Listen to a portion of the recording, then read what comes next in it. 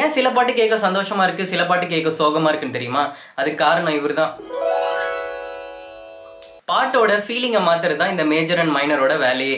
சிம்பிளா சொல்லணும்னா மேஜரை ஒரு ஹாப்பி ஃபேஸ் கூட கம்பேர் பண்ணிக்கோங்க, மைனரை ஒரு சேடான ஃபேஸ் கூட கம்பேர் பண்ணிக்கோங்க. இந்த ஹாப்பி ஃபேஸ் மாதிரி தான் மேஜர் ஸ்கேல்ல கம்போஸ் பண்ற எந்த சாங்கா இருந்தாலும் கேட்கறதுக்கு ரொம்பவே சந்தோஷமா, பிளசண்டா, ரொம்ப பிரைட்டா இருக்கும். இதுக்கு ஒரு நல்ல எக்ஸாம்பிள் சொல்லணும்னா சின்ன சின்ன ஆசை சாங் கேட்டிருப்பீங்க இல்லையா? அது கேட்கறதுக்கு எப்படி இருக்கு? ரொம்பவே பிரைட்டா, பிளசண்டா, சந்தோஷமா இருக்குல்ல? ஏன்னா அது மேஜர் ஸ்கேல்ல கம்போஸ் பண்ண ஒரு பாட்டு. இந்த சேட் ஃபேஸ் மாதிரி தான் இந்த மைனர் ஸ்கேல். இதுல கம்போஸ் பண்ற மோஸ்ட் ஆஃப் த சாங்ஸ் பாத்தீங்கன்னா கேட்கறதுக்கு சோகமா, கொஞ்சம் எமோஷனலா இருக்கும். இதுக்கு ஒரு நல்ல எக்ஸாம்பிள் சொல்லணும்னா ஒரு கல் ஒரு கண்ணாடி அந்த சாங் கேட்டிருப்பீங்க இல்லையா? அது கேட்கறதுக்கு எவ்வளோ எமோஷனலா இருக்கும், எவ்வளோ ஃபீல் பண்ணியிருப்பீங்க.